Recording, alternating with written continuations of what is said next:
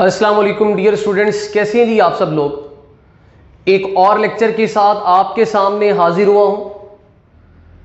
आज का जो लेक्चर है वो हम डिस्कस करने लगे हैं relation between linear velocity and angular velocity and relation between tangential acceleration and angular acceleration. तो आज इन्हीं के रिलेशन को जो है वो हम आपस में डिस्कस करने लगे हैं।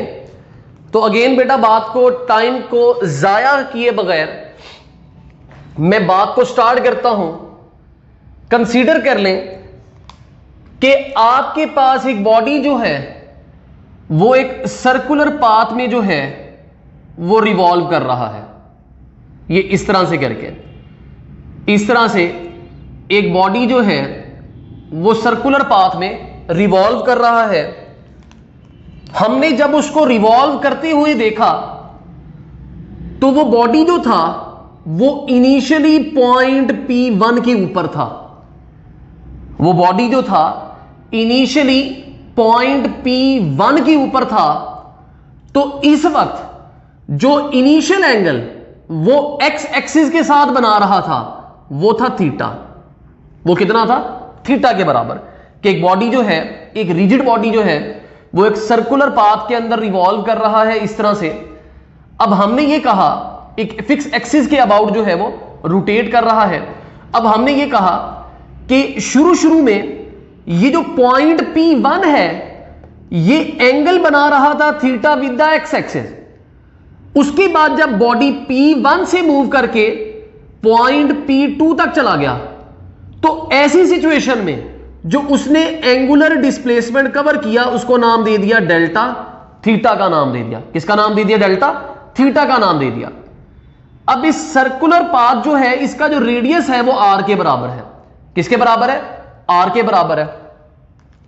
तो फिर हमने ये रिलेशन पढ़ा था कि ऐसी सिचुएशन में आपका जो बॉडी जब वो पॉइंट P1 से P2 तक जाता है तो वो जो फासला तय करता है वो है डेल्टा एस। वो क्या है? Delta S. तो हमने इससे पहले ये चीज पढ़ी थी कि delta S is equals to R delta theta. कि आपके पास जब बॉडी पॉइंट P1 से P2 तक जाता है तो जो होने वाला एंगुलर डिस्प्लेसमेंट है वो आर्क लेंथ पे डिपेंड करता है। तो ये हमने relation between arc length, radius and angular displacement इससे प्रीवियस लेक्चर में बेटा डिस्कस किया था कि एक बॉडी पॉइंट P1 से P2 तक जा रहा है तो डेल्टा एस आर्क लेंथ है, डेल्टा थीटा एंगुलर डिस्प्लेसमेंट है एंड आर जो है वो radius of the circle for example आ गया। अब हमारा मकसद क्या है कि हमें वेलोसिटी चाहिए एंड एंगुलर वेलोसिटी चाहिए। तो हम इस इक्वेशन के लिए dividing both sides by delta T, कि इन दोनों साइड्स को डेल्टा टी से बेटा डिवाइड कर देता हूं तो ये बन जाएगा delta S divided by delta T is equals to R as it is and delta theta divided by delta T आ जाएगा हमारे पास। Delta theta divide by delta T आ जाएगा। अब टाइम से डिवाइड करने की वजह क्या है? क्योंकि हमें क्या चाहिए? हमें चाहिए वेलोसिटी एंड एंगुलर वेलोसिटी। तो बेटा गौर करना। अब इसी चीज के ऊपर ना मैं आपको चीज बताता हूं कि एक होता है एवरेज वैल्यू, एक होता है इंस्टेंटेनियस वैल्यू। जब भी आप मालूम करना पसंद करेंगे तो आप एवरेज वेलोसिटी के साथ डील करना पसंद नहीं करते, आप हमेशा इंस्टेंटेनियस के साथ डील करना पसंद करते हैं। वजह क्या है? क्योंकि बेटा एवरेज वेलोसिटी जो है वो आपको मोशन के मुतालिक कंप्लीट इंफॉर्मेशन प्रोवाइड नहीं करती। ठीक है बेटा, तो ये बात याद रखनी है। इस वजह से हम इंस्टेंटेनियस वैल्यू के साथ डील करना पसंद करते हैं। तो हमारा ये मानना है कि ये जो इंटरवल है बहुत छोटा है, बहुत छोटा है। ये जो इंटरवल है पॉइंट P1 से P2 का बहुत छोटा है। तो मैं अप्लाई कर देता हूं लिमिट ऑन बोथ साइड्स। अब लिमिट क्या अप्लाई की है? लिमिट ये अप्लाई की है कि delta T approaches to zero. तो सबसे पहले नंबर पर इस पर लिमिट अप्लाई की, तो ये आ गया delta S divided by delta T. फिर आर एज इट इज आ गया, फिर इस पर लिमिट अप्लाई की। अब जब इस पर लिमिट अप्लाई की तो again limit delta T approaches to 0 and delta theta divided by delta T आ गया। Delta theta divided by delta T आ गया। तो बेटा गौर करना जरा, limit delta T approaches to 0 delta S over delta T displacement per unit time, ये वेलोसिटी नहीं होता।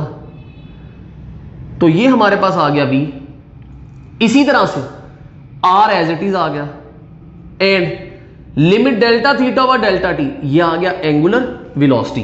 तो ये हमारे पास रिलेशन आ गया linear velocity, angular velocity and radius r का, रेडियस r का।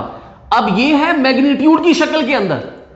अगर अब मैं इसको लिखूंगा वेक्टर फॉर्म के अंदर, तो वेक्टर फॉर्म में कैसे लिखूंगा बेटा गौर करना। वेक्टर फॉर्म में यही रिलेशन बन जाएगा v is equals to omega cross r। v is equals to omega cross r के बराबर, v is equals to omega cross r के बराबर। तो ये हमारे पास आ गया इसका वेक्टर फॉर्म का रिलेशन आ गया, वेक्टर फॉर्म का रिलेशन आ गया। अब बेटा एक बात गौर करना, अक्सर लोगों को यह कंफ्यूजन होती है कि v is equals to r omega लिखा हुआ है, तो फिर वेक्टर फॉर्म में यह बन जाएगा r क्रॉस ओमेगा। मतलब क्या लिखूंगा, r क्रॉस ओमेगा। लेकिन यहां पर मैंने इसका उलट लिख दिया ओमेगा क्रॉस r। मतलब इसको इसके साथ इंटरचेंज भी नहीं कर सकते। वजह क्या है, ये क्रॉस प्रोडक्ट है और क्रॉस प्रोडक्ट जो है ये कम्यूटेटिव नहीं होती, क्रॉस प्रोडक्ट कम्यूटेटिव नहीं है। तो फिर मैंने ऐसे ही क्यों लिखा है, मैंने ऐसे क्यों नहीं लिखा, तो बेटा गौर करना, उसकी वजह बताता हूं आपको। लेट कर लो एक बॉडी जो है वो इस तरह से एक सर्कुलर पाथ के अंदर इवॉल्व कर रहा है इस तरह से। तो अगेन एंगुलर वेलोसिटी की डायरेक्शन बताने का तरीकेकार क्या है, मोशन की डायरेक्शन में उंगलियों को रोटेट किया, अंगूठा एंगुलर वेलोसिटी बताएगा। तो इस सिचुएशन में ओमेगा जो है ये ऊपर की तरफ है। अब ये आ गया पोजीशन वेक्टर।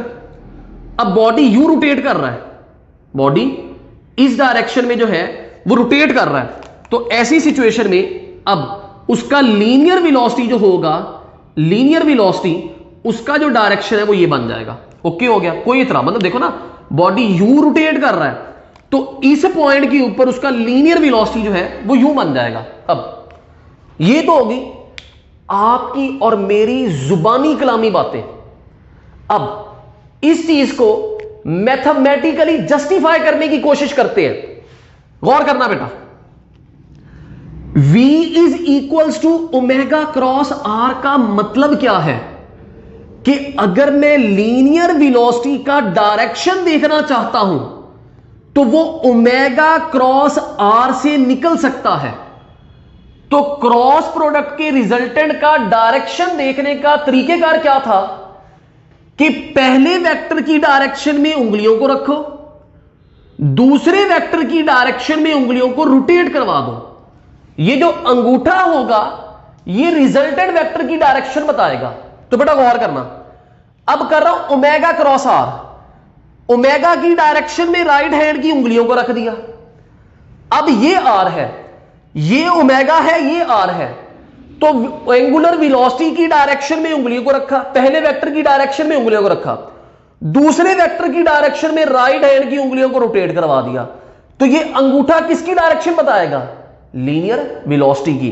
तो एक लफ्जों में देखा जाए तो ये एग्जैक्ट 3D डायग्राम तो नहीं है, तो हकीकतन लीनियर वेलोसिटी का डायरेक्शन अंदर की तरफ ही होगा ना, इसी डायरेक्शन में बन रहा होगा। तो गौर करना, ओमेगा क्रॉस r, ओमेगा की डायरेक्शन में उंगलियों को रखा, r की डायरेक्शन में उंगलियों को रोटेट करवाया, अंगूठा बता रहा है लीनियर वेलोसिटी। तो ये बात जो है, मतलब मैंने यहां से जो डायरेक्शन निकाली है और ये डायरेक्शन मैच नहीं कर रहे। मतलब ये तो मैंने विदाउट रिजल्टेंट देख रहा था ना, मैंने कहा जी यू रोटेट कर रहा है तो ये डायरेक्शन है। तो ये बात मेरे इस वाली बात के साथ मैच कर रही है। अब गौर करना, अगर मैं ओमेगा क्रॉस r की बजाय r क्रॉस ओमेगा ले लेता हूं। अब पहला वेक्टर हो गया r, अब आर की डायरेक्शन में उंगलियों को रखा, ओमेगा की डायरेक्शन में उंगलियों को रोटेट करवाया, अंगूठा किसकी डायरेक्शन बताएगा? लीनियर वेलोसिटी की। यार ये काम खराब नहीं होगा, मतलब मेरी लीनियर वेलोसिटी तो इस तरफ है, ये अंदर की तरफ है, लेकिन ये जो रूल है ये मुझे कह रहा है कि बाहर की तरफ है, तो ये काम खराब नहीं हो गया? काम खराब हो गया।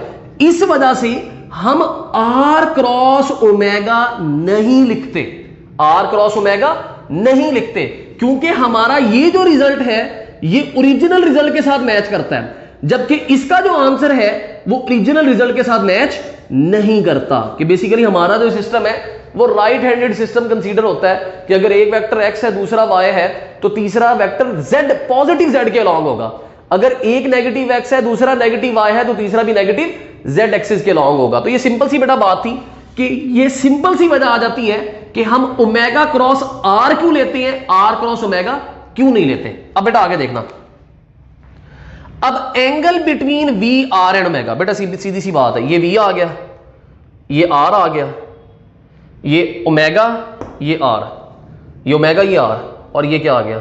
वी। तो खुद बताओ इन तीनों का जो आपस में एंगल बन रहा है वो कितना बन रहा है? 90 डिग्री का। जिस मर्जी एंगल पे देख लो, मतलब मैं इस वाले वेक्टर को उठा के अगर इधर ले आऊं तो खुद बताओ ये एंगल कितना बन रहा है? तीनों का आपस में एंगल कितना है? 90 डिग्री का। तो बेटा ये बात याद रखनी है कि आपके पास वी आर एंड ओमेगा के दरमियान जो एंगल बनता है ये कितना बनता है? 90 डिग्री का एंगल बनता है। कितना बनता है? 90 डिग्री का। अब सिमिलर बात जो है वो इधर आ जाती है बेटा, relation between tangential acceleration and angular acceleration.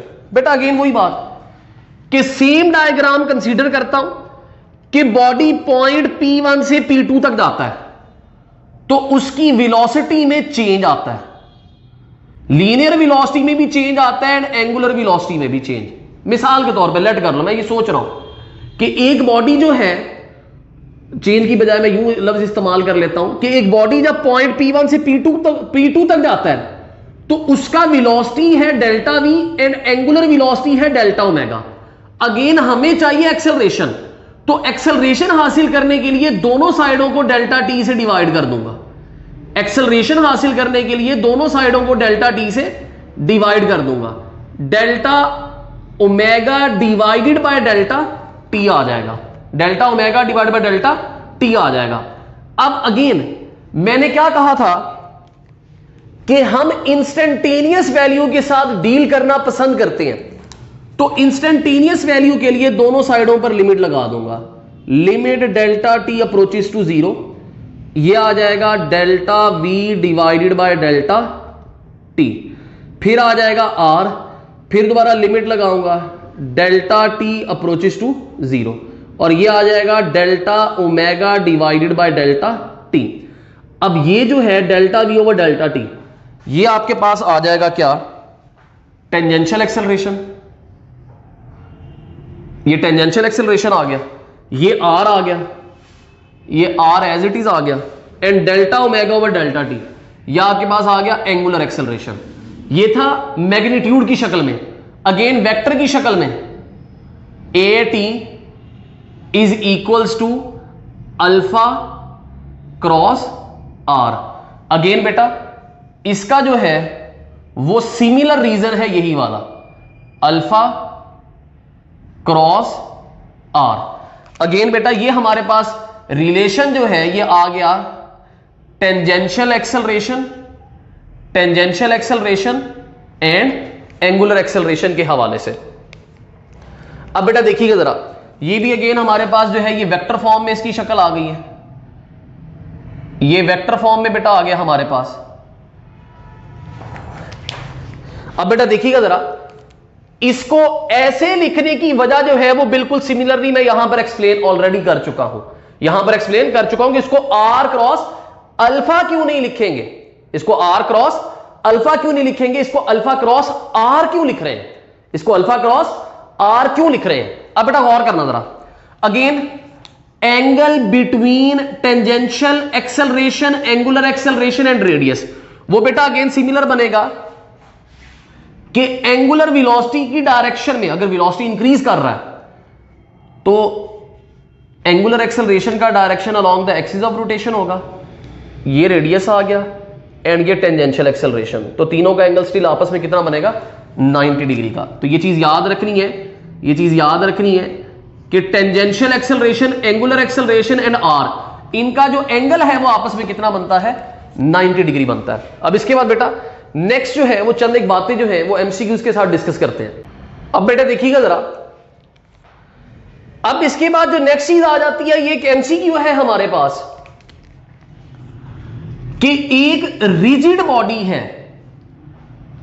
अब रिजिड बॉडी की खासियत ये होती है कि उसके ऊपर जितने भी पॉइंट्स होंगे जब हम फोर्स लगाएंगे तो वो अपनी जगह से डिस्प्लेस नहीं करते। तो ये एक सिंपल सा आ जाता है कि एक ये रिजिड बॉडी है और ये इस तरह से रोटेट कर रही है, ये इस तरह से क्या कर रही है, रोटेट कर रही है। फॉर एग्जांपल ये यूं रोटेट कर रही है इस तरह से। अब और करना, इस रिजिड बॉडी के ऊपर मैंने 3 पॉइंट्स कंसीडर कर लिए, एक था पॉइंट ए, एक था पॉइंट बी, एक था पॉइंट सी। अब ये जो 3 पॉइंट कंसीडर किए हैं, 3 पॉइंट कंसीडर किए हैं, अब इनके लिहाज से जो मैंने बात बतानी है वो क्या बतानी है कि मेरे आपसे 2 सवाल हैं। एक है एंगुलर वेलोसिटी बता दें और एक है लीनियर वेलोसिटी, मतलब कि एंगुलर वेलोसिटी इन 3 पॉइंट्स में से किसकी ज्यादा होगी and linear velocity in 3 points में से किसकी ज्यादा होगी। कि अगेन बात को रिपीट करता हूं कि एक रिजिड बॉडी है, इस पर 3 पॉइंट हैं, तो मेरा आपसे सवाल यह है कि जब ये बॉडी रोटेट करेगा एक फिक्स एक्सिस के अबाउट, तो ये बताएं एंगुलर वेलोसिटी किसकी ज्यादा होगी एंड लीनियर वेलोसिटी किसकी ज्यादा होगी। अब एक सिंपल सी बात आपको समझाता हूं, गौर करना बेटा। ये पॉइंट ए है, पॉइंट ए है, जब ये एक चक्कर पूरा करेगा, ये पॉइंट ए है, जब ये एक चक्कर पूरा करेगा तो एक चक्कर का एंगल कितना है 2 पाई, 2 पाई। लेट कर लो इसका वक्त जो है वो 1 सेकंड है, मतलब ए पॉइंट एक चक्कर पूरा करेगा तो एंगल कितना है 2 पाई और वक्त कितना है 1 सेकंड। अब दूसरा पॉइंट, ये था पॉइंट ए, दूसरा पॉइंट बी, जब एक चक्कर पॉइंट बी भी कवर करेगा तो 2 पाई और वक्त भी कितना लगेगा, वो सेम नहीं लगेगा। बेटा ये मेरा बाजू है, इस बाजू के ऊपर एक पॉइंट ये, एक पॉइंट ये, एक पॉइंट ये। अब मैं यहां से लेकर यहां तक लेकर आया हाथ को, तो ये बताओ इस वाले एंड को ज्यादा जल्दी पहुंचेगा, ये वाला एंड ज्यादा जल्दी पहुंचेगा या ये वाला? और बेटा मेरा एक बाजू अलग-अलग टोटे थोड़ी हुए हुए इसके कि यहां से लेकर बॉडी यहां तक आया, तो ये बताओ यहां से यहां तक कौन पहले पहुंच रहा है, ये वाला पॉइंट, ये वाला पॉइंट या ये वाला? आप कहोगे सर सेम ही है। पॉइंट क्या है कि रिजिड बॉडी के ऊपर एक चक्कर पूरा करने का जो इंटरवल होगा वो तमाम के तमाम पॉइंट्स का क्या होगा, सेम होगा। तमाम के तमाम पॉइंट्स का क्या होगा, सेम, चाहे वो करीब हो एक्सिस ऑफ रोटेशन के, चाहे वो एक्सिस ऑफ रोटेशन से दूर हो। तो ये जो पॉइंट है ये याद रखना है कि रिजिड बॉडी पर तमाम के तमाम पॉइंट्स का जो मोशन का या एक चक्कर कंप्लीट करने का जो टाइम इंटरवल है वो डिफरेंट नहीं होगा, क्योंकि बेटा रिजिड बॉडी है, एक ही बॉडी है, उसके ऊपर जितने पॉइंट्स होंगे वो displacement, angular displacement same amount of time में कवर कर रहे होंगे। उनका टाइम इंटरवल जो होगा वो क्या होगा, सेम होगा। क्या होगा, सेम। तो जब टाइम इंटरवल सेम है तो पॉइंट क्या है, एंगल भी सेम, टाइम भी सेम, मतलब इसका इसका इसका तीनों का एक चक्कर का वक्त भी सेम और एक चक्कर का एंगल भी सेम। तो फिर एंगुलर वेलोसिटीज भी क्या होंगी, सेम, कि omega A is equals to omega B is equals to omega C. ये बात याद रखनी है। ये इससे हटके भी बात कर रहा हूं, मिसाल देता हूं एक, मैं इस रूम का एक चक्कर लगाता हूं 1 घंटे में, एंगल 2 पाई, ओके हो गया, एंड टाइम इंटरवल 1 घंटा, ओके हो गया।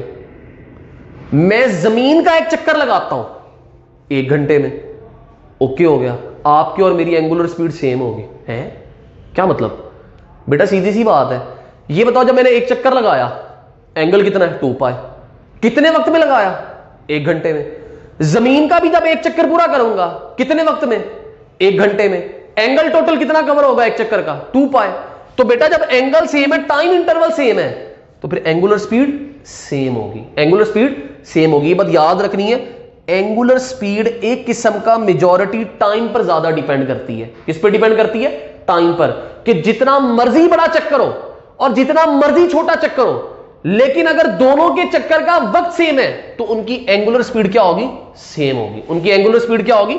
सेम होगी। अब नेक्स्ट चीज आ जाता है लीनियर वेलोसिटी के लिहाज से। गौर करना बेटा, अब बेटा ओमेगा तो सबका सेम है, तो लीनियर वेलोसिटी जो है ये डिपेंड करेगा एक्सिस ऑफ रोटेशन से फासले पर। अब इसका एक्सिस ऑफ रोटेशन से फासला कम है, दूसरे पॉइंट का एक्सिस ऑफ रोटेशन से फासला ज्यादा है, तीसरे पॉइंट का एक्सिस ऑफ रोटेशन से फासला सबसे ज्यादा है। तो इसका मतलब क्या हुआ कि तीनों पॉइंट्स का एंगुलर स्पीड तो सेम होगा, लेकिन जो वेलोसिटी है, जो टेंजेंशियल वेलोसिटी जिसको आप बोल ले या लीनियर वेलोसिटी बोल ले, वो डिपेंड करता है एक्सिस ऑफ रोटेशन से डिस्टेंस के ऊपर। एक्सिस ऑफ रोटेशन से डिस्टेंस कम होगा तो velocity come, axis of rotation से डिस्टेंस ज्यादा होगा तो वेलोसिटी ज्यादा। तो सबसे दूर कौन बैठा हुआ है? VC। इसका मतलब है VC की स्पीड सबसे ज्यादा, उसके बाद VB की स्पीड, और सबसे कम किसकी स्पीड होगी? A पॉइंट की। बेटा खुद अंदाजा लगा लो यार, छोटा सा आपने धागा पकड़ा हुआ, पत्थर बांधा हुआ, घुमाओगे, धागा तोड़ते हो, वो पत्थर इतनी दूर नहीं जाएगा क्योंकि उसकी लीनियर स्पीड कम होगी। बड़ा धागा लोगे, सेम जोर लगाते हो, सेम टाइम इंटरवल है, हर चीज सेम है, लेकिन अब अगर बड़े धागे को तोड़ोगे तो वो जो ऑब्जेक्ट होगा वो ज्यादा स्पीड के साथ मूव कर रहा होगा। तो ये बात याद रखनी है कि एक्सिस ऑफ रोटेशन से डिस्टेंस जितना ज्यादा होगा, एक्सिस ऑफ रोटेशन से डिस्टेंस जितना ज्यादा होगा तो उसकी लीनियर स्पीड उतनी ज्यादा होगी। लेकिन रिजिड बॉडी पर तीनों के तीनों पॉइंट्स की एंगुलर स्पीड सेम होगी। लीनियर स्पीड डिफरेंट होगी लेकिन एंगुलर स्पीड क्या होगी? सेम होगी। एंगुलर स्पीड क्या होगी? जो एंगुलर स्पीड है वो सेम, लेकिन लीनियर स्पीड डिफरेंट होगी। अब इसके बाद नेक्स्ट आ जाता है इक्वेशंस ऑफ एंगुलर मोशन। आसान सी है कि omega F is equal to omega I plus alpha T, theta is equal to omega I T plus half alpha T का square, and 2 alpha theta is equal to omega F का square minus omega I का square. ये equation इस्तेमाल करना तब पसंद करेंगे जब एंगल नहीं दिया होगा। ये तब इस्तेमाल करना पसंद करेंगे जब फाइनल वेलोसिटी एंगुलर वेलोसिटी नहीं होगी। ये तब इस्तेमाल करना पसंद करेंगे जब टाइम इंटरवल नहीं होगा। और ये तमाम की तमाम जो इक्वेशन ऑफ मोशन है ये किसके लिए हैं? Applicable only for motion with uniform angular acceleration. अगर बॉडी यूनिफॉर्म एंगुलर एक्सेलरेशन के साथ मूव कर रहा है तो हम ये इक्वेशंस उनके लिए अप्लाई करेंगे। तो ये हो गया हमारे पास बेटा सिंपल सा आज का लेक्चर। किसी भी किस्म का क्वेश्चन हो तो आप पूछ सकते हैं। थैंक यू जी, अस्सलाम वालेकुम।